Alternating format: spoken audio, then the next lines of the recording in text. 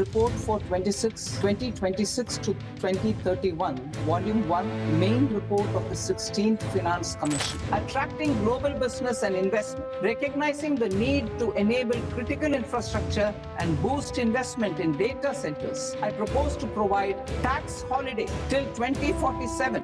Sir ఈ union budget 2026 అసలు income tax పరంగా ఏమన్నా చేంజెస్ అయితే మాకు కనపడలా. యాజ్ అ సీఏగా మీరు చూసిన చేంజెస్ ఏంటి? మార్నింగ్ 11 గంటలకి ఎన్నో ఆశలతో టీవీలకు ముందు కూర్చున్నాం. మనం ఎన్నో ఎక్స్పెక్టేషన్స్ పెట్టుకొని కూర్చున్నాం. ఇన్వెస్టర్స్ని అట్రాక్ట్ చేయడానికి ఖచ్చితంగా మెజర్స్ ఉంటాయి అండ్ ఎక్స్పెక్టేషన్స్తోనే అందరం హోప్స్ పెట్టుకొని కూర్చున్నాం. ఈవెన్ మార్కెట్ కూడా అలానే ఎక్స్పెక్టేషన్స్తోనే కూర్చున్నాం. బట్ అనుకున్నది ఎక్స్పెక్టేషన్స్ ఒకటి, అక్కడ జరిగింది ఇంకొకటి. మెయిన్గా ఏంటంటే సార్, ఎవ్రీ ఇయర్ బడ్జెట్ అనగానే మనం ఎక్స్పెక్టేషన్స్ ఏంటి? Slab rates. అసలు స్లాబ్ రేట్స్ ఏమైనా పెరిగాయా? ముందు మనకి 4 lakhs వరకు 0 tax ఉండే, తర్వాత 8 lakhs వరకు 5%. అంటే ఎవ్రీ 4 lakhsకి ట్యాక్స్ రేట్ 12.5% ఉన్న లాంగ్ టర్మ్ క్యాపిటల్ గెయిన్ 10% కింద తగ్గియడము. లేకపోతే ఇంకా మన హోప్స్ అయితే ఇంకా 0 ఎగ్జామ్షన్. దాని రియాక్షన్ నేను మన కనబడింది మార్కెట్లో. అసలు సండే రోజు మార్కెట్ ఎందుకు ఓపెన్ పెట్టారనేది అర్థం కాలేదు సార్. ఈ బడ్జెట్ వల్ల ఏంటంటే ఫ్రీబీస్ కానీ ట్యాక్స్ బెనిఫిట్స్ కానీ ఏమీ ఇవ్వలేదు, కానీ లాంగ్ టర్మ్ పాయింట్ ఆఫ్ వ్యూలో కొన్ని రాడికల్ మెజర్స్ తీసుకున్నారు. ఇట్స్ నాట్ లైక్ ఏం చేయలేదు, నెగిటివ్ కూడా చూడాల్సిన బడ్జెట్ ఏం కాదు సార్. మొత్తానికి మన నిర్మలా మేడం చెప్పింది ఏంటంటే మా కర్తవ్యాలు 3: growth, aspiration for people, inclusive access to opportunity అని చెప్పి తీసుకొచ్చారు.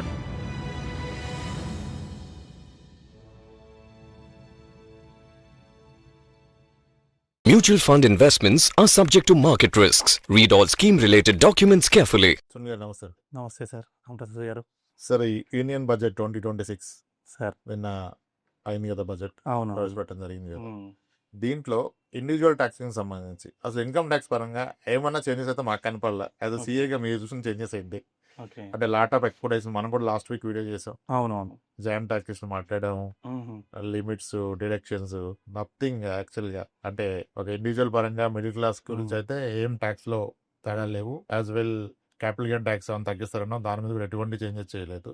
అసలు మీరు యాజ్ అ సీఏగా మీ సైడ్ నుంచి టాక్సేషన్ లో వచ్చిన మార్పులు ఏమున్నాయి? సార్, సండే రోజు మార్నింగ్ 11 గంటలకి ఎన్నో ఆశలతో టీవీలకు ముందు కూర్చున్నాం. మనం ఎన్నో ఎక్స్పెక్టేషన్స్ పెట్టుకొని కూర్చున్నాం. ప్రీవియస్గా డిస్కస్ కూడా చేసాం.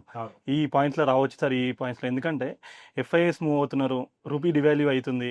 ఈ టైంలో ఖచ్చితంగా radical and bold steps tax related point of వ్యూలో ఇన్వెస్టర్స్ని అట్రాక్ట్ చేయడానికి ఖచ్చితంగా మెజర్స్ ఉంటాయి అండ్ ఎక్స్పెక్టేషన్స్తోనే అందరం హోప్స్ పెట్టుకొని కూర్చున్నాం. ఈవెన్ మార్కెట్ కూడా అలానే ఎక్స్పెక్టేషన్స్తోనే కూర్చోద్ది. బట్ అనుకున్నది ఎక్స్పెక్టేషన్స్ ఒకటి, అక్కడ జరిగింది ఇంకొకటి. ఇది వరకు 2 hours 2.5 hours budget discussion. Budget వచ్చింది అంటే ఒక 2 days వరకు డిస్కషన్ తగ్గొచ్చు, ఏ సెక్షన్లో ఎంత తగ్గింది, ఎంత పెరిగింది అనేది. ఇప్పుడు డిస్కస్ చేయడానికి అసలు పాయింటే లేదు. ఇండివిజువల్ టాక్సేషన్ అసలు మర్చిపోయారా, టచ్ చేయలేదు అనేది అనిపించింది కొన్ని దాని గురించి. అలా ఉంది సార్ బడ్జెట్ అయితే. ఇండివిజువల్ టాక్సేషన్ పాయింట్ ఆఫ్ వ్యూలో పెద్ద డిఫరెన్స్ ఏం తీసుకెళ్ళలేదు. బట్ మనం ఒకసారి వ్యూవర్స్కి అండర్స్టాండ్ అయ్యేలాగా డీటెయిల్గా ఎలాబరేట్ చేద్దాము. మెయిన్గా ఏంటంటే సార్, ఎవ్రీ ఇయర్ బడ్జెట్ అనగానే మనం ఎక్స్పెక్టేషన్స్ ఏంటి? Slab rates. అసలు స్లాబ్ రేట్స్ ఏమైనా పెరిగాయా? ముందు మనకి 4 lakhs వరకు 0 tax ఉండే, తర్వాత 8 lakhs వరకు 5%. అంటే ఎవ్రీ 4 lakhsకి 5% పెంచుకుంటూ 24 lakhs వరకు తర్వాత నుంచి 30%కి వెళ్తుంది. మోస్ట్లీ సార్ నేను చూసిన లాస్ట్ 10 budgetsలో అయినా అంతకుముందు ఎప్పుడైనా ఏదో రకంగా డిఫరెన్స్ స్లాబ్ రేట్స్లో కొద్ది డిఫరెన్స్ తీసుకొచ్చేవారు. 50,000 పెంచేవాళ్ళ, ఎంతో కొంత డిఫరెన్సెస్ క్రియేట్ చేసేవాళ్ళు. This is the only budget maybe ఈ ఇటీవల కాలంలో వచ్చిందంటే పెద్ద డిఫరెన్సెస్ ఏం లేదు స్లాబ్ రేట్స్లో. ఏం పెంచాము అని ఫిక్స్ అయిపోయారు వాళ్ళు. And standard deduction sir, basic standard deduction ఒక 75,000 ఉంటుంది. అది మినిమం 1 lakh అయినా చేస్తారని ఒక ఎక్స్పెక్టేషన్స్ ఉండే. సో అది కూడా మనం నిరుత్సాహపడాల్సిందే. అండ్ మనము ప్రీవియస్ వీక్లో డిస్కస్ చేసిన లాంగ్ టర్మ్ క్యాపిటల్ గెయిన్స్ గురించి. అంటే ఇప్పుడు జరుగుతున్న సిచ్యువేషన్ని బట్టి ఇప్పుడు ఉపశమనం లాగా ఇప్పుడున్న నెగిటివ్ వైబ్ మార్కెట్ అంతా నెగిటివ్ సైడ్లో వెళ్తున్నందుకు దానికి ఒక చిన్న ఉపశమనం లాగా లాంగ్ టర్మ్ గెయిన్స్ రిలేటెడ్గా ఏదైనా ఖచ్చితంగా ఎఫెక్టివ్ మెజర్ ఉంటుంది. ట్యాక్స్ రేట్ 12.5% ఉన్న లాంగ్ టర్మ్ క్యాపిటల్ గెయిన్ 10% కింద తగ్గియడము. లేకపోతే ఇంకా మన హోప్స్ అయితే ఇంకా 0 ఎగ్జామ్షన్ వరకు కూడా తీసుకెళ్తారేమో అనే పాయింట్లో కూడా ఒకసారి డిస్కస్ చేసాము. బట్ అది తీసేయపోగా దాన్ని ఇన్సెంటిఫైజ్ చేసి జనాలను ఇంకా ప్రోత్సహించడానికి చేయకపోగా ఇంకా ఈ స్పెక్యులేషన్ అవాయిడ్ చేస్తామనే పాయింట్ తీసుకొచ్చి ఎస్టీటీని పెంచారు. దాని రియాక్షన్ నేను మన కనబడింది మార్కెట్లో. అసలు సండే రోజు మార్కెట్ ఎందుకు ఓపెన్ పెట్టారనేది అర్థం కాలేదు సార్. బడ్జెట్ ఓకే, బడ్జెట్ ఉన్నప్పుడు నెక్స్ట్ డే దాని ఎఫెక్ట్ ఉండేది. బట్ సండే రోజు మార్కెట్ ఓపెన్ పెట్టి మరి దాన్ని మనం నెగిటివ్ లో చూడాల్సి వచ్చింది. అంటే అందరికి ఒక కొత్త ఎక్స్పీరియన్స్. సండే రోజు కూడా సండే తగ్గితే పోతే ఎలా ఉంటుంది అని చూడగలిగాం. అదే ఇప్పుడు బడ్జెట్ అనగానే ఒక పాజిటివ్ హోప్స్ తోని నార్మల్ ఇన్వెస్టర్స్ మార్కెట్ లో ట్రేడ్ చేయడానికి కానీ షార్ట్ టర్మ్ లో ఏదైనా చేసుకోవడానికి ట్రై చేస్తుంటారు. సో దానివల్ల చాలా మంది నిన్న మనీ లాస్ అయ్యారు. అంటే బడ్జెట్ అంటే ఎక్స్పెక్టేషన్స్ ఉంటాయి, ఖచ్చితంగా ఏదో ఒక రకంగా గ్రోత్ ఉంటుంది అని ఎస్టీటీని తీసుకొచ్చారు సార్. ఎస్టీటీని ఫ్యూచర్స్ లో ఆప్షన్స్ లో స్పెక్యులేషన్ ని అవాయిడ్ చేస్తున్నాం, పెనలైజ్ చేస్తాం, స్పెక్యులేషన్ ని అవాయిడ్ చేద్దాం. అది ఒక సిన్ గుడ్ లాగా, అంటే ఒక స్మోకింగ్ ని ఒక డ్రింకింగ్ ని ట్యాక్సెస్ పెంచి ఎలాగైతే అవాయిడ్ చేస్తున్నాం అనే పాయింట్ ఆఫ్ వ్యూలో స్పెక్యులేషన్ ని ఫ్యూచర్స్ ని ఆప్షన్స్ లో ట్రేడ్ చేసే వాళ్ళకి ఫ్యూచర్స్ మీద 150% పెంచారు ఉన్న ఎస్టీటీ. ఆప్షన్స్ మీద 50% పెంచారు. అసలు ఎస్టీటీ పాయింట్ వచ్చిందే 2004లో సార్. Main Chidambaram long term capital gain ని జీరో చేసి దానికి ఆల్టర్నేటివ్ గా సెక్యూరిటీస్ ట్రాన్సాక్షన్ ట్యాక్స్ ని ఇంప్లిమెంట్ చేశారు. లాంగ్ టర్మ్ క్యాపిటల్ గెయిన్ తీసేసి ఇది తీసేస్తున్నాం కాబట్టి అది పెట్టాడు. ఇప్పుడు ఏం చేశారు వీళ్ళు, ప్రీవియస్ గా వీళ్ళే వచ్చిన తర్వాత లాంగ్ టర్మ్ క్యాపిటల్ గెయిన్ పెట్టారు, మళ్ళీ అది తీయలేదు. తర్వాత లాంగ్ టర్మ్ క్యాపిటల్ గెయిన్ పెంచారు నెక్స్ట్ బడ్జెట్ లో, అది అట్లాగే ఉంచారు. ఇప్పుడు ఇది అలాగే ఉంచి మన సెక్యూరిటీస్ ట్రాన్సాక్షన్ ట్యాక్స్ పెంచారు. ప్యారలల్ గా రెండింటిని పెంచారు బడ్జెట్ టు బడ్జెట్. సో మనం ఇది సార్ పర్సెంటేజెస్ పాయింట్ ఆఫ్ వ్యూలో మనకి ఎంత ఎస్టీటీ పెంచారు అనేది మాట్లాడాం. ముందేంటంటే ఫ్యూచర్స్ మీద 0.02% ఉంటుండే, ఇప్పుడు 0.05% అయింది. 0.02 నుంచి 0.05% అయింది. అంటే అది పాయింట్లో పర్సంటేజెస్ లో చూస్తే చిన్న అమౌంటే, కానీ ఎఫ్ఎన్ఓలో ఫ్యూచర్స్ లో ట్రేడ్ చేసే వాళ్ళు వాల్యూమ్స్ ఎక్కువ ఉంటుంది కదా, దాన్ని ఇప్పుడు క్యాలిక్యులేషన్ చేసినప్పుడు హ్యూజ్ డిఫరెన్స్ ఉంటుంది. సో ఇది ట్రేడర్స్కి కానీ ఎవరైతే షార్ట్ టర్మ్లో స్పెక్యులేషన్ రిలేటెడ్, కానీ దీంట్లో ఒకటి ఉంది సార్, ఈ ఫ్యూచర్స్ అండ్ ఆప్షన్స్ అంటే ప్రతి ఒక్కరు ఓన్లీ స్పెక్యులేషన్ రిలేటెడ్ ఆలోచిస్తారు, కానీ హెడ్జ్ చేసుకునే వాళ్ళు కూడా ఉన్నారు. ఇప్పుడు లాంగ్ టర్మ్లో ఉన్న ఒక అసెట్ని, ఒక షేర్ని హెడ్జింగ్ గురించి ఫ్యూచర్స్ అండ్ ఆప్షన్స్ వాడతారు. సో అలాంటి వాళ్ళకి ఇది నెగిటివ్ పాయింట్. అంటే ఇన్స్టిట్యూట్స్ దాని ప్రాపర్ గా దాని పర్పస్ ఇస్ డిఫరెంట్. నా రిటైలర్స్ అంతా ఎంటర్ అయ్యి వాడుతున్న పర్పస్ వేరుంది, పర్పస్ వేరు. కానీ ఇప్పుడు అన్నసర్లీ బడ్డెన్ వీళ్ళని డిస్కస్ చేయడం కొరకు ఇన్స్టిట్యూట్ చేసేదానికి ప్రాపర్ గా కాస్ట్ పడిపోయింది. ప్రొఫెషనల్ గా చేసి హెడ్జింగ్ కాన్సెప్ట్ లో తీసుకొచ్చిన కాన్సెప్టే హెడ్జింగ్ గురించి. సో వాళ్ళకి దెబ్బ పడింది ఇప్పుడు. అది సార్ మేజర్ ఇంపాక్ట్. అండ్ మనం ఎంప్లాయీస్ పాయింట్ ఆఫ్ వ్యూలో ఇంకా డిస్కస్ చేస్తే రిబేట్ డిఫరెన్స్ ఏం లేదు. అండ్ మనం అనుకున్న ఓల్డ్ రెజిమ్లో అయినా కొంత 80C 80D 24B కానీ వేరే డిఫరెన్స్ కొంచెమైనా డిఫరెన్స్ ఏమైనా ఇస్తారేమో అని ఎక్స్పెక్ట్ చేసాము. సో అవి ఏం టచ్ కూడా చేయలేదు అసలు, అవి మర్చిపోయారు. అది ఇర్రిలెవెంట్ అనే టాపిక్ లాగా డిస్కస్ చేశారు.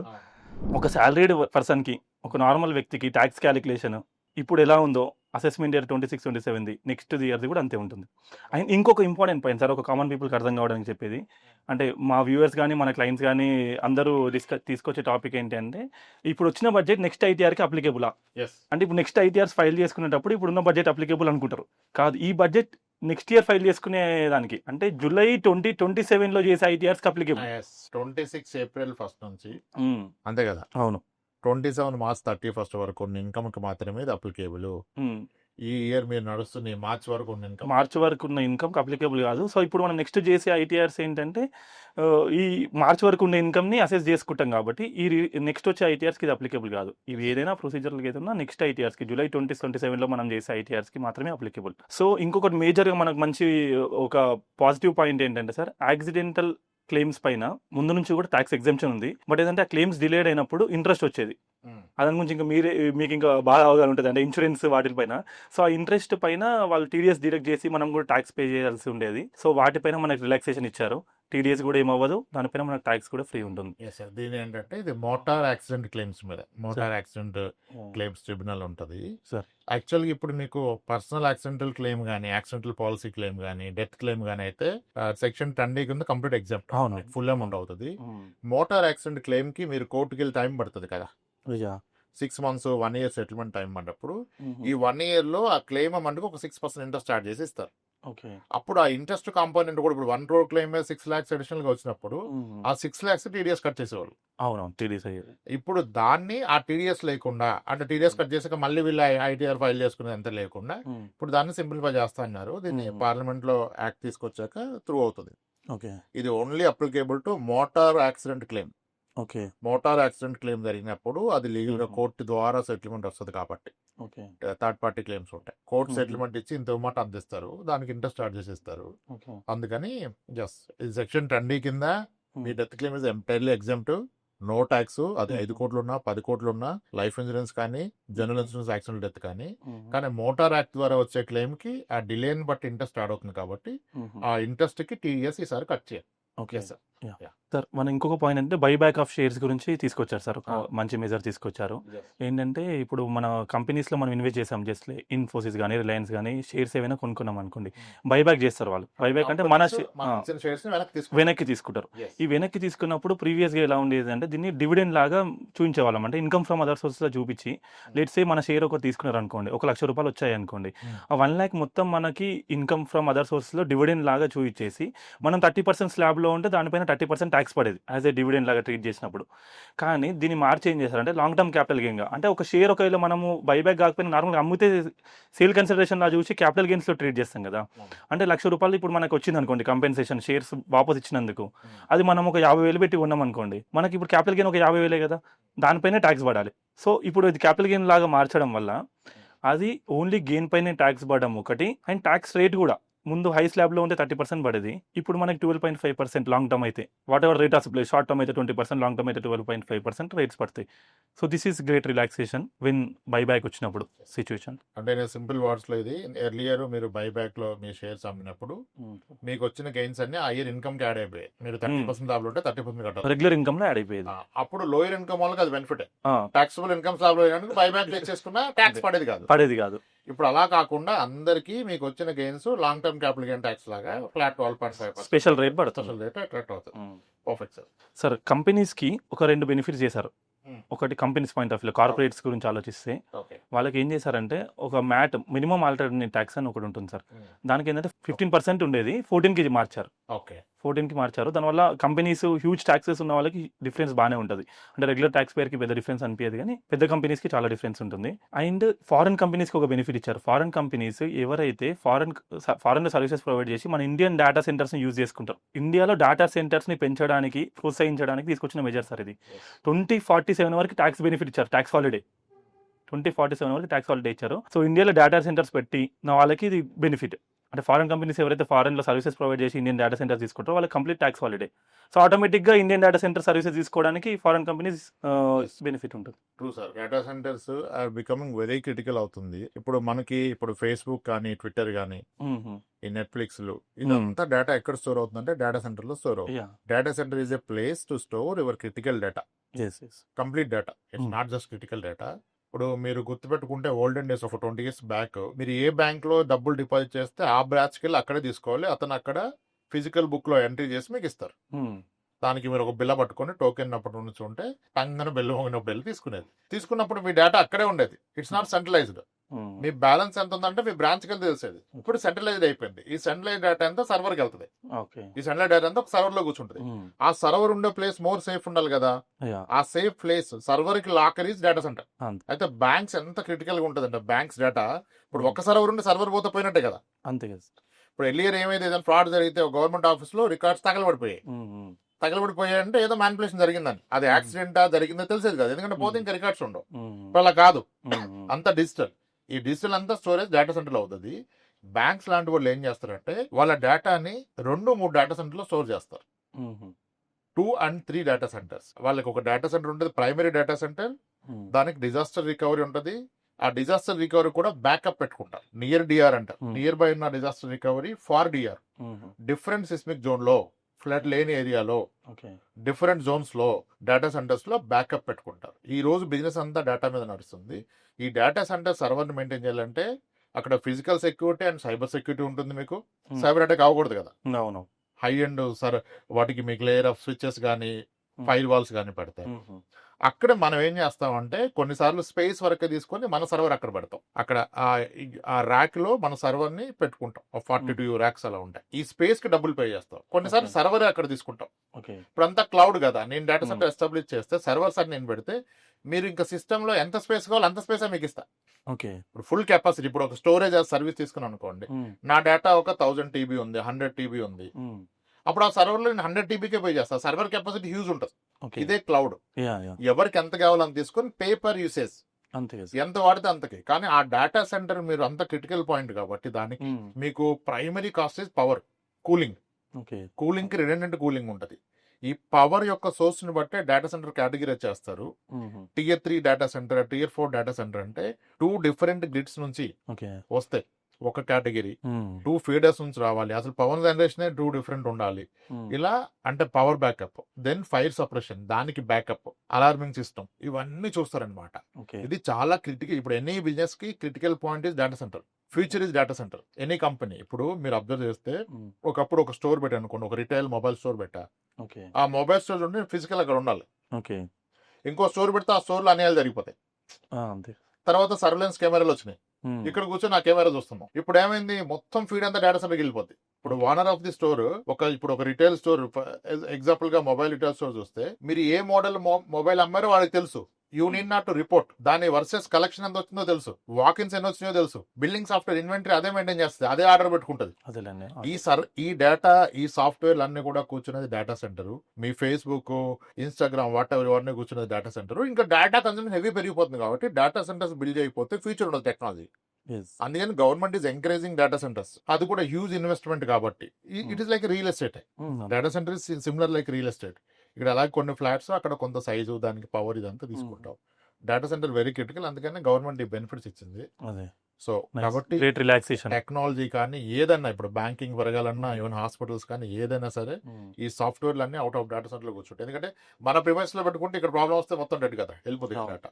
ఎస్ సార్, నెక్స్ట్ మనము టీసీఎస్ గురించి డిస్కస్ చేద్దాం సార్. టీసీఎస్లో కూడా మనకి ఒక 3 సెగ్మెంట్స్లో తగ్గించారు, రేషనలైజ్ చేశారు టీడీఎస్ రేట్స్ని. మనకు ఓవర్సీస్ ట్రావెల్ గురించి టీసీఎస్ ఉంటుంది అన్నట్టు. అంటే లెట్స్ సే ఇప్పుడు ఒక ఓవర్సీస్ కంపెనీకి మనం ఒక 5 లక్షల ప్యాకేజ్ తీసుకొని దుబాయ్ వెళ్ళేద్దామని ప్లాన్ చేసాం అనుకోండి, వాళ్ళు 5 lakhs పైన టీసీఎస్ కూడా కలెక్ట్ చేస్తారు.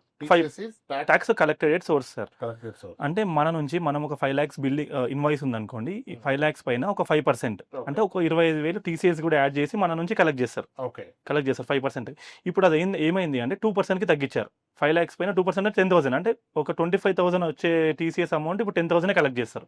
అంటే అసలు టీసీఎస్ ఏం చేసుకుంటాం మనం? టీసీఎస్ మన నుంచి కలెక్ట్ చేసి వాళ్ళు ఏం చేస్తారు, వాళ్ళకి ఇన్కమ్ అది మనకి ఇన్కమ్ అనేది గురించి ఒకసారి మన ఆడియన్స్ గురించి చెప్దాం సార్. టీసీఎస్ అంటే ఏంటంటే ఒక పర్సన్ మన నుంచి ట్యాక్స్ కలెక్ట్ చేసి గవర్నమెంట్కి పే చేస్తాడు మన బిహాఫ్. అది మళ్ళీ మనం ఐటీ రిటర్న్ ఫైల్ చేసుకునేటప్పుడు మనం అది మన ట్యాక్స్ పేమెంట్కి అడ్జస్ట్మెంట్ లాగా కానీ ఒకవేళ ఎక్సెస్ ఉంటే అది రీఫండ్ కానీ క్లెయిమ్ చేసుకోవచ్చు. సో ఇప్పుడు డిఫరెన్స్ ఏంటి అంటే కలెక్ట్ చేసేటప్పుడు తక్కువ కలెక్ట్ చేసుకుంటారు మీ దగ్గర నుంచి. 5% కలెక్ట్ చేయాల్సింది 2% కలెక్ట్ చేస్తారు. Not only for overseas travel related, education గురించి ఫారెన్ కంట్రీస్కి వెళ్ళే వాళ్ళు అయినా సరే లిబరల్ రెమిటెన్స్ స్కీమ్ ఉంటుంది సార్, ఎల్ఆర్ఎస్ స్కీమ్ అని చెప్పి. ఆ స్కీమ్లో ఫారెన్ ఎడ్యుకేషన్ గురించి బయట కంట్రీస్కి వెళ్ళే వాళ్ళ గురించి అయినా, లేకపోతే మెడికల్ గురించి ఫారెన్ కంట్రీస్కి వెళ్ళే వాళ్ళకైనా ప్రీవియస్గా 5% ఉండేది ట్యాక్స్ కలెక్టెడ్ ఎట్ సోర్స్. ఇప్పుడు అది 2%కి తగ్గించారు. అది సార్, ఇది దీనివల్ల మనకి ట్రావెల్ మనకి ఖర్చులు తగ్గుతాయి. ట్రావెల్ ఖర్చు అది contribution instant benefit, instant benefit ఉంటుంది. తర్వాత మనకి అంతే కాస్ట్ అయితే సేమ్ లేదు, ఎందుకంటే అది మనకి మళ్ళీ బెనిఫిట్ వచ్చేదే ఉంటుంది. అండ్ మనం ప్రీవియస్ వీడియోలో డిస్కస్ చేసింది సార్, లాస్ట్ వీక్ డిస్కస్ చేసాం ఫారెన్ అసెట్స్ డిస్క్లోజర్ గురించి. డిపార్ట్మెంట్ ఫారెన్ అసెట్స్ డిస్క్లోజర్ గురించి చాలా సీరియస్ ఉంది. ప్రీవియస్గా డిసెంబర్లో చాలా మందికి నోటీసులు పంపించింది, ఫారెన్ ఇన్కమ్ డిస్క్లోజ్ చేయలేదు, ఫారెన్ అసెట్స్ దాని గురించి అని చెప్పి. ప్రజెంట్ బడ్జెట్లో కూడా తీసుకొచ్చింది, ఫారెన్ అసెట్స్ డిస్క్లోజర్ గురించి సపరేట్ స్కీమ్ తీసుకొస్తాము. మీరు స్కీమ్ తెచ్చినాక 6 monthsలో ఫారెన్ అసెట్స్ ప్రీవియస్గా ఎప్పటి నుంచి అయితే ఉన్నాయో అవన్నీ కూడా డిస్క్లోజ్ చేసుకోండి. వాళ్ళు ఫైండ్ అవుట్ చేస్తే పెనాల్టీస్ పడతాయి హ్యూజ్గా.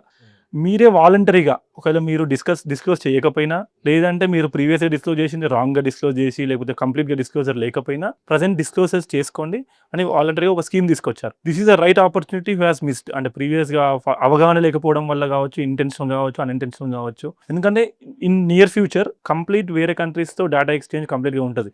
మనం డిస్క్లోజ్ చేసినా చేయకపోయినా వాళ్ళకి తెలుస్తుంది. వాళ్ళకి తెలిసి వాళ్ళు అడిగిన దానికి మనమే ముందు చెప్పడానికి డిఫరెన్స్ ఉంటుంది. సో ముందే మనం వాలంటరీగా డిస్క్లోజ్ చేయడం అనేది గ్రేట్ కంప్లైంట్స్ మెజర్. ఇప్పుడు ముందు నొయ్యి వెనక నొయ్యి ఎడవకే పడాల్సిందే. అదే, సో ఆపర్చునిటీ అయితే ఉంది సార్ ఫారెన్ అసెట్స్ డిస్క్లోజర్ దాని గురించి. అండ్ సీరియస్, దీనివల్ల సీరియస్ ఇంపాక్ట్ కూడా ఉంటుంది. అండ్ దిస్ నాట్ లైక్ ఒక చిన్న వన్ ఆఫ్ ద పాయింట్ లాగా కాదు, సీరియస్గా తీసుకోవాల్సిన పాయింట్ ఇది. అండ్ ఇంకొక చాలా మంచి మెజర్ తీసుకొచ్చారు సార్, ఎన్ఆర్ఐస్ కానీ నార్మల్గా కూడా ఉపయోగపడుతుంది. మోస్ట్లీ ఎన్ఆర్ఐస్కి ఉపయోగపడే మెజర్ ఒకటి ఎల్టీడీఎస్ అంటే ఏంటంటే ఇప్పుడు టీడీఎస్ డిడక్ట్ చేయాలి కదా సార్. ఇప్పుడు మనం ఎన్ఆర్ఐ నుంచి ఒక ప్రాపర్టీ కొనుక్కుంటాం అనుకోండి, మనం అతనికి అమౌంట్ పే చేసినప్పుడు ఇప్పుడు టీడీఎస్ రేట్ 20% ఉంది. 20% plus education cess, surcharge applicable అది అంతా కట్ చేసి అతనికి మనం పే చేస్తాం. లెట్స్ సే ₹1,00,00,000 పెట్టి ప్రాపర్టీ కొన్నాం అనుకోండి, 20% అంటే 20 lakhs కట్ చేసి అతనికి పే చేయాలి, ఎన్ఆర్ఐకి అమౌంట్ పే చేయాలి. 20 లక్షలు మనం గవర్నమెంట్కి కట్టాలి, అది అతనికి టీడీఎస్ లాగా క్లెయిమ్ అవుతుంది ఎన్ఆర్ఐకి. అండ్ ఇది buyer responsibility. Buyer responsibility. So మనం దీని గురించి ఇంతకుముందు వీడియోస్ లో కూడా చాలా సార్లు హైలైట్ చేసాం. కాకపోతే ఏంటంటే దాని గురించి అసలు 20% టీడీఎస్ ఎందుకు, నాకు అంత క్యాపిటల్ గెయిన్ ఉండదు, అంత ట్యాక్సే పడదు, అంత కట్టి మళ్ళీ దాని తర్వాత రీఫండ్ పెట్టుకోవడం అంత ఎందుకు అనేది. దాని గురించి ఒక ఆపర్చునిటీ ఉంది, ఏంటంటే ఎల్టీడీఎస్, లోవర్ టీడీఎస్ సర్టిఫికేట్ తెచ్చుకోవడం. ఎవరు తెచ్చుకోవాలి? ఇప్పుడు ఎన్ఆర్ఐ తెచ్చుకోవాలి. ఎన్ఆర్ఐ ఏమని అప్లికేషన్ పెట్టుకోవాలి? అసలు 20 lakhs డిపార్ట్మెంట్ కి నాకు 20 lakhs మీరు కట్ చేస్తున్నారు, ₹1,00,00,000 ప్రాపర్టీ అమ్ముతున్నాను, అంత నాకు ట్యాక్స్ రాదు, నాకు వచ్చే ట్యాక్స్ 5 లక్షలే, 5 లక్షలకి ఎంత పర్సెంటేజ్ వస్తే అంత రిస్క్ కట్ చేయండి అంటే 5% కట్ చేయాలి. మీరు 20 లక్షలు కట్ చేస్తున్నారు, మరి 15 లక్షలు నేను మళ్ళీ రీఫండ్ పెట్టుకోవాలి, అది ఒక 1-2 years పడుతుంది రావడానికి. ఐటీ రిటర్న్ ఫైల్ చేయాలి, వాళ్ళు స్క్రూటినైజ్ చేయాలి, వెరిఫై చేయాలి, రీఫండ్ రిలీజ్ చేయాలి, అంతా లెందీ ప్రాసెస్. ముందే ఎల్టీడీఎస్ సర్టిఫికేట్ తెచ్చుకున్నాం అనుకోండి, ఆ సర్టిఫికేట్ బయ్యర్కి ఇచ్చామనుకోండి, నేను 5%కే కట్ చేయమని సర్టిఫికేట్ తెచ్చుకున్నాను అని చెప్పి బయ్యర్కి ఇచ్చామనుకోండి, బయ్యర్ అప్పుడు తక్కువ కట్ చేయడానికి బయ్యర్కి ఆప్షన్ ఉంది ఎల్టీడీఎస్ ఇస్తే, సర్టిఫికేట్ ఇస్తే. కానీ ఈ సర్టిఫికేట్ తెచ్చుకోవడం అనేది పెద్ద లెందీ ప్రాసెస్. ఆన్లైన్లో ట్రేసెస్లో మనం అప్లికేషన్ చేయాలి సార్. అప్లికేషన్ చేస్తే ఆన్లైన్ త్రూ అవ్వదు, ఇన్ పర్సన్ వెళ్ళి కలవాలి, ఆఫీసర్స్కి మనము ఎక్స్ప్లెయిన్ చేయాలి ఎందుకు తక్కువ కట్ చేయాలి. ఇప్పుడు వాళ్ళకి రావాల్సిన ఆడియన్స్ తగ్గుతుంది, టీడీఎస్ తగ్గుతుంది అన్నప్పుడు వాళ్ళు ఇవ్వడానికి ఆలోచిస్తారు, ఒక 4-5 times తిరగాలి, వాళ్ళని మెప్పించాలి, వాళ్ళ డాక్యుమెంట్ చూపించాలి, ఇదంతా మాన్యువల్ ప్రాసెస్ ఉండాలి. లాస్ట్ 1 week లోనే ఒక 3 చేసాం సార్. ఇది ఇప్పుడు ప్రజెంట్ ట్రెండింగ్ చాలా మందికి ఉన్న ఇష్యూ. బట్ దీని గురించి ఒక ప్రాపర్ సొల్యూషన్ తీసుకురావాలని రూల్ బేస్డ్ ఆటోమేటెడ్ ఎల్టీఎస్ తీసుకొచ్చారు. అంటే మనం డీటెయిల్స్ అన్ని పర్ఫెక్ట్గా ఆన్లైన్లో ఫీడ్ చేయగలిగితే ఆటోమేటిక్ అప్రూవల్ వచ్చేలాగా, ఎవరిని మనము వేదుకొని వెళ్ళి బతిమలాడుకొని సార్ ఇది సార్ అది సార్ ఎందుకు అది అన్ని ఎక్స్ప్లెనేషన్ ఇచ్చి తిరిగి తిప్పి లేకుండా ఆన్లైన్లోనే పని అయ్యేలాగా. ఆన్లైన్లో పని అవ్వాలంటే మరి అది దాంట్లో కూడా కొద్దిగా అటు ఇటు అయ్యే ఛాన్స్ ఉంటుంది కాబట్టి ఒక సిస్టమ్ తీసుకొస్తారు. ఆ సిస్టమ్ కరెక్ట్గా అసెస్ చేసి మనం ఇచ్చే డీటెయిల్స్ అంతా పర్ఫెక్ట్ ఉంది అంటే ఆటోమేటిక్గా సిస్టమ్ జనరేటెడ్ సర్టిఫికేట్ వస్తుంది. This will be great relaxation for NRI sellers, properties అమ్మాలి అనుకునే వాళ్ళకి ఇది చాలా హ్యూజ్ ఇంపాక్ట్ ఉంటుంది సార్. ఇప్పుడు మన రీసెంట్ ఒక ఎన్ఆర్ఐ అప్రోచ్ అయ్యారు, ఎల్టీడీఎస్ అదంతా కొంచెం లెందీ ప్రాసెస్, కంప్లైంట్స్ తిరగడం ఖర్చు అదంతా ఎందుకు సార్, టీడీఎస్ ఎవరు ఇవ్వండి తర్వాత రీఫండ్ పెట్టుకుందామంట, అది పెద్ద అమౌంట్. సో అది దానివల్ల ఇట్లాంటి సిస్టమ్ ఈజీ అయిపోయింది అనుకోండి, చాలా బెనిఫిట్ ఉంటుంది.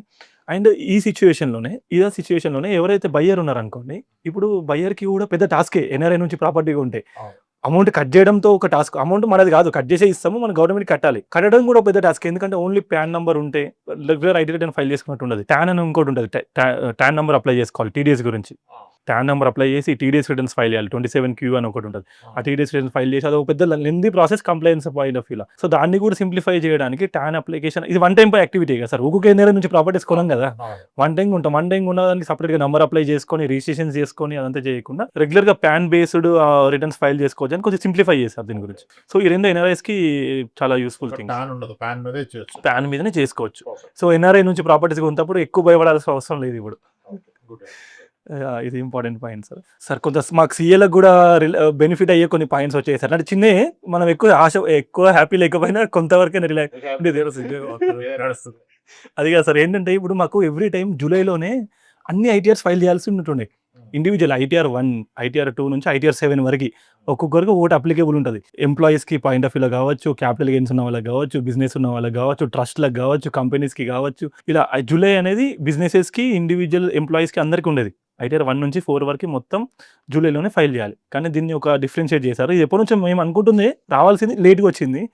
ఇప్పుడు ఏంటంటే only employees ITR 1 and ITR 2 ఉన్న వాళ్ళు మాత్రమే జూలైలో చేసుకుంటే సరిపోతుంది. బిజినెస్ వాళ్ళు కావచ్చు, ఇంకా ITR 3 capital gains plus business ఉన్న వాళ్ళు, ITR 3, 4 ఉన్న వాళ్ళు ఆగస్ట్ వరకు చేసుకోవచ్చు. అంటే ఇది ఒక ఎండ్ యూజర్కి పెద్ద డిఫరెన్స్ ఏముంటుంది, ఎందుకంటే వాళ్ళు డేటా మాకు పంపిస్తారు, కానీ చేయడానికి మాకు కష్టం అయ్యేది. ప్రాక్టికల్గా ఒకేసారి జూలైలోనే అన్ని ఫైలింగ్స్ కంప్లీట్ చేయాలంటే దాంట్లో బాగా డిఫరెన్స్ తీసుకొచ్చారు. అండ్ ఇంకొక పాయింట్ ఏంటంటే సార్, ఒకసారి ఈ ప్రీవియస్గా ఏంటంటే ITR ఒకసారి ఫైల్ చేసాము అనుకుంటే దాన్ని రివైజ్ చేయడానికి డిసెంబర్ వరకు టైం ఉంటుంది. అంటే జూలైలో ITR ఫైల్ చేసాము, లేదు మన దగ్గర నుంచి ఏదైనా కరెక్షన్స్ ఉన్నాయి రివైజ్ చేసుకోవాలి అనుకున్నప్పుడు డిసెంబర్ లోపు టైం ఉంటుంది ఎవ్రీ ఇయర్. కానీ దాన్ని పెంచి మార్చి వరకు ఇచ్చారు, మార్చి వరకు పెంచారు. That is also smaller and minor. Next year financial year వరకు మనము రివైజ్ చేసుకోవచ్చు ఏదైనా డిఫరెన్సెస్ అనిపించిన ఏదైనా. ఇంతకుముందు అప్డేటెడ్ రిటర్న్ గురించి మనం ఒక వీడియో చేసాం సార్ ఎక్స్క్లూజివ్గా. దాంట్లో ఒక డిఫరెన్స్ తీసుకొచ్చారు. అప్డేటెడ్ రిటర్న్ అంటే ఏంటంటే ట్యాక్స్లు కట్టాల్సింది ఉంటే, అడిషనల్ ఇన్కమ్ ఉంటేనే రిటర్న్ ఫైల్ చేయాలి, ఇన్కమ్ తగ్గించడానికి చేయడానికి లేదు అనేది ఒకటి ఉండే పాయింట్. కానీ ఇప్పుడు ఒక పాయింట్ దాంట్లో యాడ్ చేసింది ఏంటంటే లాస్ పెంచుకోవడానికైనా చేసుకోవచ్చు. ఇప్పుడు లాస్ చూపిస్తున్నారు అనుకోండి మీరు బిజినెస్లో, లాస్ ఎక్కువ ఉంది బట్ నేను తక్కువ చూపించాను అనుకుంటున్నారు. దానికి కూడా మళ్ళీ దానికి కూడా మనం అది అప్డేటెడ్ అని ఫైల్ చేసుకోవాలి. లాస్ట్ 4 ఇయర్స్‌లో ఎప్పుడు మీరు లాస్ ఎక్కువ ఉంది నేను చూపించింది తక్కువ ఉంది అనుకున్నా కూడా అది అప్డేటెడ్ అని ఫైల్ చేసి లాస్ట్ 4, 5 ఇయర్స్ వరకు ఆపర్చునిటీ ఉంది. అది మొత్తం చేసుకోవచ్చు. అండ్ మా ఒకటి బెనిఫిట్ ఇచ్చారు కదా సార్ మాకు కొంచెం టైమ్ లిమిట్స్ ఒకటి ఒక ప్రాబ్లం కూడా పెట్టారు. ఏంటంటే ఇప్పుడు కంపెనీస్‌కి టాక్స్ ఆడిట్ ఉంటుంది సార్. టాక్స్ ఆడిట్‌కి ఎవ్రీ ఇయర్ మేము సెప్టెంబర్‌లో ఫైలింగ్ చేస్తాం అన్నట్టు. అది యాజ్ ఏ అసెస్సీ కూడా బిజినెస్ పర్సన్ కూడా చేయించుకోవాలి. అది అతని responsibility. Audit every year September లోపల కంప్లీట్ చేయించుకోవాలి. ఒక సీఏ దగ్గరికి వెళ్ళి కంప్లీట్ చేయించుకోవాలి. అదేంటంటే ఒక లేట్ అయితే పెనాల్టీ ఉండేది. అంటే ఇట్లా ఇమీడియట్‌గా లేట్ ఫీజ్ వచ్చేది కాదు. పెనాల్టీ వచ్చేది. పెనాల్టీ ఇన్‌కమ్ ట్యాక్స్ వాళ్ళు ఏసేవాళ్ళు దే మే లెవీ. అంటే కంపల్సరీ ఆటోమేటిక్‌గా వచ్చేసి చలాన్ కట్టాలని ఏమి ఉండదు కాదు. ఇది వరకు లాస్ట్ 10 ఇయర్స్‌లో కూడా పెద్దగా చిన్న బిజినెస్ వాళ్ళకి పెద్ద పెనాల్టీస్ ఏం చార్జ్ చేయలేదు. లేట్ చేసినా ఒక 1 మంత్ అటు ఇటైనా చేసుకునేవాళ్ళు. కానీ ఇప్పుడు ఏం చేశారంటే పెనాల్టీ పక్కన పెట్టేసి లేట్ ఫీజ్ అని పెట్టారు. లేట్ ఫీజ్ అంటే ఆటోమేటిక్‌గా 30th సెప్టెంబర్ నుంచి ఒక రోజు లేట్ అయినా ఆటోమేటిక్‌గా చలాన్ నువ్వు ఫైల్ చేస్తున్నప్పుడే వచ్చేస్తది. రూ. 75,000 పెనాల్టీ. 30th సెప్టెంబర్ రోజు కంటే నువ్వు ఒక రోజు లేట్ చేస్తే 1 మంత్ లేట్ అయితే 75,000. 1 మంత్ కంటే ఎక్కువ అయితే 1,50,000. ఎవ్రీ ఇయర్ ఆన్ అండ్ యావరేజ్‌గా ఒక 5 to 10 ఫైలింగ్స్ మా దగ్గరే లేట్‌గా అవుతాయి. అంటే ఇంకా పెద్ద సీఏలు రెగ్యులర్‌గా చేసే హై బిజినెస్ లెవెల్‌లో ఆటోమేటిక్‌గా అది ఉంది. బట్ ఫైనాన్షియల్ డిసిప్లిన్ తీసుకొచ్చిన మెజర్ ఇది కొంచెం మనకి అలవాటు కావడానికి టైం పడుతుంది. ఆప్షన్ లేదు కదా. ఆప్షన్ లేదు. నడుస్తుంది. డబ్బు పడుతుందంటే కడతాం. టేస్ట్ చేస్తాం. ముందేంటంటే పడదు కదా! వాళ్ళు చార్జ్ చేస్తారా లేదా అనే దాని మీద కొంచెం ఆప్షనల్‌గా ఉండేది. అదొకటి. ఇంకొకటి ఏంటంటే సార్ ఇది అసెస్మెంట్ ఆర్డర్ ఉంటది కదా! ఇది కూడా కొంచెం ఇంపార్టెంట్ పాయింటే. ఎవరికైతే స్క్రూటినీలో స్లో ఉంటాయో ఇన్‌కమ్ టాక్స్ నోటీస్ వచ్చినప్పుడు అసెస్మెంట్ ఆర్డర్ వస్తది సార్. అసెస్మెంట్ ఆర్డర్ వచ్చి డిమాండ్ ఎంత నువ్వు పే చేయాలి. ఒక 50,00,000 నువ్వు టాక్స్ పే చేయాలి అని డిమాండ్ వచ్చిందనుకోండి. మనం అప్పీల్‌కి పోవాలనుకున్నాం అనుకోండి. అంటే CIT appeals commissioner of income tax అపీల్స్‌కి మనం అపీల్ ఫైల్ చేసాం. అపీల్ ఫైల్ చేయడం ఇస్ నథింగ్ బట్ కోర్ట్‌కెళ్ళడం. పోలీస్ స్టేషన్‌లో తేలకపోతే కోర్ట్‌కెళ్ళి అక్కడ నా పైన ఉన్న డిమాండ్ కరెక్ట్ కాదు అని సిఐటీ అపీల్స్‌కెళ్ళడం. సిఐటీ అపీల్స్ దగ్గరికెళ్ళినప్పుడు మనం ఏంటంటే ఉన్న డిమాండ్ మీద 20% కట్టిన తర్వాతే వెళ్ళాలి అనేది రూల్ ఉండేది. ఇప్పుడు మీ పైన 50,00,000 డిమాండ్ ఉందనుకోండి. 20% ఆఫ్ ద డిమాండ్ అమౌంట్ అంటే ఒక 10,00,000 కట్టు. తర్వాత కోర్ట్‌కెళ్ళు అంటే సిఐటీ అపీల్స్ దగ్గరికెళ్ళు. వెళ్ళిన తర్వాత అక్కడ నువ్వు కరెక్టా? అసెస్మెంట్ ఆఫీసర్ కరెక్టా? డిసైడ్ అవుతది. దాన్ని బట్టి ఒకవేళ నువ్వు కరెక్ట్ అనుకోండి మన అమౌంట్ మనకి ఇచ్చేస్తారు. కట్టిన అమౌంట్. వాళ్ళు కరెక్ట్ అనుకుంటే మిగతా అమౌంట్ మనం పే చేసేయాలి. కానీ ఇక్కడ ఒకటి బెనిఫిట్ ఏమి ఇచ్చారంటే 10% కట్టిన వెళ్ళొచ్చని ఇచ్చారు. అంటే ఒక 50,00,000 డిమాండ్ ఉందనుకోండి. ఒక 5,00,000 కట్టుకొని మీరు అపీల్స్‌కెళ్ళండి. అక్కడ మీ పాయింట్స్ ఏదో చెప్పండి. ఒకవేళ మీకు బెనిఫిట్ అవుతే మీకు బ్యాక్ ఇస్తాము. లేకపోతే పే చేయండి అని. ఈ బడ్జెట్ వల్ల ఏంటంటే ఫ్రీబీస్ గానీ, టాక్స్ బెనిఫిట్స్ గానీ ఏమి ఇవ్వలేదు. కానీ లాంగ్ టర్మ్ పాయింట్ ఆఫ్ వ్యూలో కొన్ని రాడికల్ మెజర్స్ తీసుకున్నారు. ఇట్స్ నాట్ లైక్ ఏం చేయలేదు.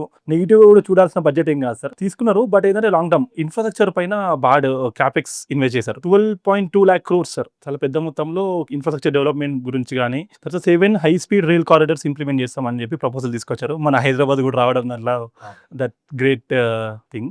హై స్పీడ్ కారిడార్స్ అండ్ ఒక 4-5 సెక్టార్స్ పైన బాగా అమౌంట్‌ని అలొకేట్ చేశారు సార్. మెయిన్‌గా సెమీ కండక్టర్ ఇండస్ట్రీస్ పైన పెద్ద మొత్తంలో అమౌంట్ ఇన్వెస్ట్ చేయడానికి తీసుకొచ్చారు.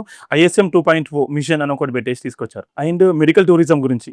మెడికల్ టూరిజంని బాగా హైలైట్ చేశారు. And this is all long term measures. Maybe టెంపరరీగా మనకి ఏమీ చేయలేదు, బెనిఫిట్స్ ఏం లేవు అని అనిపించచ్చు. That is also disappointed for all of us. But long term point of వ్యూలో, కంట్రీ డెవలప్మెంట్ పాయింట్ ఆఫ్ వ్యూలో రాడికల్ మెజర్స్ తీసుకున్నారు. మెడికల్ టూరిజం అనేది ఫ్యూచర్‌లో ఖచ్చితంగా అందరికీ ఉండేది. దాని గురించి మనం ఇంకా డిస్కస్ చేద్దాం sir. And biopharma manufacturing hub గురించి 10,000 crores అలొకేట్ చేశారు. అండ్ కంటైనర్ మ్యానుఫ్యాక్చరింగ్ గురించి 10,000 crores అలొకేట్ చేశారు. ఎస్ఎంఈ గ్రోత్, ఎస్ఎంఈ సెక్టర్స్ గురించి మన కంట్రీలో మెయిన్ డెవలప్మెంట్ మనం అందరం ఎంఎన్సీస్ అనుకుంటాం. ఎస్ఎంఈ సెక్టర్, ఎస్ఎంఈ మ్యానుఫ్యాక్చరింగ్ సెక్టర్ని పుష్ చేయడానికి గురించి ఒక 10,000 crores అలొకేట్ చేశారు. That is also great allocation. And banking సిస్టమ్ని మారుద్దాం అనే దాని గురించి కూడా తీసుకొచ్చేసారు. వికసిత్ భారత్ అనే దాని మీద హై లెవెల్ కమిటీ ఇంటర్వ్యూ చేసి బ్యాంకింగ్ సిస్టమ్ని స్టెబిలైజ్ చేయడానికి. మొత్తానికి మన నిర్మలా మేడం చెప్పింది ఏంటంటే మా కర్తవ్యాలు 3: growth, aspiration for people, inclusive access to opportunity అని చెప్పి తీసుకొచ్చారు. అసలు ఇవన్నీ అంతవరకు వెళ్తాయా, ఇంప్లిమెంటేషన్లోకి వస్తాయా అనేది ఇక మనం చూడాల్సిన విషయం సార్. 53 లక్షల కోట్ల బడ్జెట్. ఇంత బడ్జెట్లో ఎలా యూజ్ ఎలా ఉంటుంది? ఓవరాల్‌గా బడ్జెట్ చూసినప్పుడు ఏమనిపించింది అంటే ఇనిషియల్‌గా చాలా డిస్కనెక్ట్ అనిపించింది సార్ చూస్తున్నప్పుడు. మన ఎక్స్‌పెక్టేషన్ ఎక్కడ మెన్షన్ కూడా చేయకుండా బడ్జెట్ అయిపోయిందా? మనం కూర్చున్నాక ఇండివిజువల్ ట్యాక్స్ స్లాబ్ గురించి వస్తా, ఎల్టీసీఎస్ సీజీఎస్ గురించి వస్తుందా, జాబ్ లాస్ గురించి మాడతారా అని అనుకున్నాం కదా. సో తర్వాత చూస్తే అసలు ఏంటి ఇవన్నీ అనుకున్నాం. కానీ తర్వాత నెమ్మదిగా ఆలోచిస్తే మీరు చెప్పిన స్టెప్స్ ఇప్పుడు data centres is happening. And మీకు ఈ 5 స్టేట్స్‌లోనో 4 స్టేట్స్‌లోనో rare earth minerals mining. Minerals also great. And gift సిటీలో ఎస్టాబ్లిష్మెంట్స్కి ఇప్పటికి 1000 కంపెనీస్ వచ్చాయి గిఫ్ట్ సిటీకి. వాటికి 10 years ట్యాక్స్ హాలిడేని 2025 చేశారు gift city. That is again to pull the foreign money or NRI money. Okay, ఇవన్నీ అబ్జర్వ్ చేస్తే ఏమనిపించింది అంటే గత 2 సంవత్సరాలుగా ఇండియన్ మార్కెట్ తప్ప గ్లోబల్ మార్కెట్స్ అన్ని పర్ఫామ్ చేస్తుంది. తైవాన్ చేసింది, చైనా చేసింది, బ్రెజిల్ చేసింది, యుఎస్ చేసింది. కానీ అక్కడ మళ్ళీ ఒక పాయింట్ అబ్జర్వ్ చేస్తే ఈ పర్ఫామ్ చేసిన కంట్రీలు అన్నిటిలో కూడా కాంట్రిబ్యూట్ చేసిన companies are hardly 2-3-4 companies. Single company contribute చేస్తే కూడా కంట్రీ స్టాక్ మార్కెట్ మొత్తం పెరిగాయి. చైనా 5 years గా 2% రేట్ ఉంటుంది, 1 year గా 36-38%. బ్రెజిల్ అలా వీటన్నిటికి కారణం ఏంటంటే ఈ ర్యాలీ అయినవన్నీ కూడా ఏఏ రిలేటెడ్, చిప్స్ రిలేటెడ్. ఇప్పుడు ఇక్కడ మనోళ్ళు బడ్జెట్ లో చేసి అన్ని వీటికి రిలేటెడ్ పట్టుకొచ్చారు. ఇప్పుడు చైనా ఈజ్ ఈ మెటల్స్, ఈ రేర్ ఎర్త్ మెటల్స్ అన్ని డామినేషన్ కదా. ఇప్పుడు ఇక్కడ ఈ 4 states 5 states లో వీళ్ళు దానికి బదులుగా చేశారు. డేటా సెంటర్స్ కి ట్యాక్స్ బెనిఫిట్ ఇచ్చి ఫారిన్ ఇన్వెస్ట్మెంట్ పర్పస్. గిఫ్ట్ సిటీలో ఎస్టాబ్లిష్మెంట్స్ కి నెక్స్ట్ 20-30 years ఇచ్చాం. అంటే వీళ్ళు లాంగ్ టర్మ్ గురించి మాట్లాడారు. ఎక్కడ ల్యాక్ అయినా అనేది చూసాం. ఎందుకంటే ఇప్పుడు Indian market is not performed not because of Indian parameters, external parameter. ఇప్పుడు ట్యాక్స్ కానీ, యుఎస్ ట్యాక్స్ కానీ, చైనా నుంచి కానీ ఇవన్నీ మన ఎక్స్పోర్ట్స్ పెంచడానికి చేశారు. లాంగ్ రన్ లో వర్కౌట్ అయితే, బట్ షార్ట్ రన్ లో డెఫినెట్ గా పెయిన్ఫుల్ థింగ్. మేము ఇన్వెస్ట్మెంట్స్ మేనేజ్ చేసినప్పుడు ఇన్వెస్టర్ ఏం చేస్తాం, మనకి ఏం చేసినా మన ఇన్వెస్ట్మెంట్ పెరగాలనుకుంటాం. అంతే. కానీ వీళ్ళు ఏం చేశారంటే ఇన్వెస్ట్మెంట్స్ పెరగకపోవడానికి కారణాలు ఏంటి, ఏ పారామీటర్స్ మీద ఫోకస్ చేస్తే ఫ్యూచర్ లో మనం స్ట్రాంగ్ గా ఉంటాం దానికి ప్రయత్నించాలని అనిపించింది. అంత కన్విన్సింగ్ ఉండకపోవచ్చు అందరికి. అదేనండి, అంటే లాంగ్ టర్మ్ ఆలోచించారు, that is fair. At the same time balance చేసి కొంత టెంపరీ ఉన్న సిచ్యువేషన్ హ్యాండిల్ చేయడానికి కొంత ఉపశమనం లాగా కొద్ది మెజర్స్ ఏమైనా తీసుకొచ్చేది ఉండే. సో అదొకటి డిసప్పాయింట్మెంట్. నాకు పర్సనల్ ఏమనిపించిందంటే అసలు ఇది ఏదైతే జిఎస్టీ ట్యాక్స్ జిఎస్టీ తగ్గించారు 6 months బ్యాక్ మాకు, అండ్ ఇన్సూరెన్స్ మీద జిఎస్టీ తీసేశారు, చాలా జిఎస్టీ తగ్గించారు కదా. ఆ స్టెప్ కనుక హోల్డ్ చేసి ఈ రోజు బడ్జెట్ లో చెప్తే ఇది బఫర్ బడ్జెట్ అయిపోయి జనాల ఎక్స్పెక్టేషన్ మీరు వాళ్ళకి ఆకలితో ఉన్నప్పుడు అన్నపట్టాలన్నట్టుగా ఈ ఎక్స్పెక్టేషన్ ఉన్నప్పుడు మన అదే మేజర్. అంటే అయితే ఏంటంటే సార్, ఇది ముందు బడ్జెట్స్ లో ఈ జిఎస్టీ అంటే ఇండైరెక్ట్ ట్యాక్స్ దాని గురించి కూడా డిస్కస్ చేసేవాళ్ళు. ఏమైతుందంటే ఇది జిఎస్టీ వచ్చిన తర్వాత జిఎస్టీ కౌన్సిల్ అని ఒక సపరేట్ గా పెట్టారు సార్. అంటే ఇప్పుడు జిఎస్టీకి సంబంధించిన ఏ మేజర్స్ అయినా ఏవైనా బడ్జెట్ లో డిస్కస్ చేయరు, ఇంకా తగ్గించడం పెంచడం ఏమన్నా జిఎస్టీ కౌన్సిల్ ఇట్ సెల్ఫ్ వాళ్ళు డిక్లేర్ చేశారు. సో అది జిఎస్టీ కౌన్సిల్ లెవెల్లోనే డిసిషన్ మేకింగ్ ఉందనండి.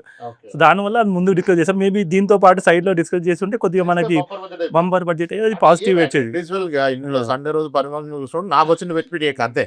అదే ఏమైనా ఎన్నో ఎక్స్పెక్టేషన్స్ తో వచ్చినప్పుడు ఇప్పుడు మళ్ళీ జాబ్ మార్కెట్ లో ఫియర్స్ క్రియేట్ అయినప్పుడు ఒక ధైర్యం కోరుకుంటాం కదా, దానికి ఇమీడియట్ గా ఏం దొరకలేదు. అదొకటి పాయింట్. క్యాపిటల్ గెయిన్స్ రిలేటెడ్ కానీ ఇన్వెస్ట్మెంట్ బూస్ట్ చేయడానికి చిన్నగా ఏదైనా ఇచ్చి ఈ లాంగ్ టర్మ్ ఓకే, మిగతా లాంగ్ టర్మ్ పారామీటర్స్ ఏవైతే ఇన్ఫ్రా రిలేటెడ్ కానీ మీరు అన్నట్టుగా డేటా సెంటర్స్ ఇవన్నీ గురించి చాలా అప్రిషియేట్ చేయాల్సిన బడ్జెట్, బట్ కొంచెం బ్యాలెన్స్ మిస్ అయింది. కానీ అందరూ ఓన్లీ రిక్వెస్ట్ ఏంటి అర్థం చేసుకోవాల్సింది, మన ఇన్వెస్ట్మెంట్స్ ఏవైతే మనం ఎక్స్పెక్ట్ చేస్తున్నామో పిల్లల ఎడ్యుకేషన్ కి, మన రిటైర్మెంట్ కి, పిల్లల మ్యారేజెస్ కి, ఇవి 1-2 years కావు. ఇటువంటి బడ్జెట్ లెక్క 20-30 చూస్తాం మన గోల్స్ అయ్యే లోపల.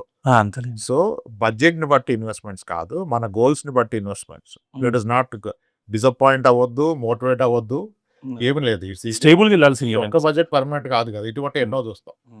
So equity is for long term, not for short term. Market గత 15 ఏళ్ళుగా 20 ఏళ్ళుగా 15% రిటర్న్ ఇచ్చిందని మనం ఎంటర్ అయినప్పుడు దాని అర్థం 15% రిటర్న్ ఇచ్చింది మార్కెట్, లేదా 12% రిటర్న్ ఇచ్చింది లాస్ట్ 15 years అంటే ఈ 15 years లో ఏ ఇయర్ కూడా ఎగ్జాక్ట్ గా 12-15 ఇవ్వాల. It is a combination of -30% in a year, +20 in a year, 0 in a year, 3% in a year, 18% in a year. ఈ అన్నిటి యొక్క యావరేజ్ లో మీరు 12-15కి వస్తారు. కాబట్టి అదే ఎక్స్పెక్టేషన్ తో ఉంటే మీరు మార్కెట్ లో లాంగ్ టర్మ్ ఉంటే మీరు అచీవ్ చేస్తారు. Budgets are part and past, వస్తాయి వెళ్ళిపోతాయి కదా. సో ధైర్యంగా ఉండండి, టైం స్పెండ్ చేయండి. And in the bad markets లో ఎవరైతే మ్యూచువల్ ఫండ్ లో ఎస్ఐపి ద్వారా ఇన్వెస్ట్ చేస్తున్నారో those are very good markets to accumulate the more units. Market బాగున్నప్పుడు మీరు డబ్బు పెరుగుతుంది, మార్కెట్ బాగోలేనప్పుడు మీరు కొంటున్న యూనిట్స్ పెరుగుతాయి.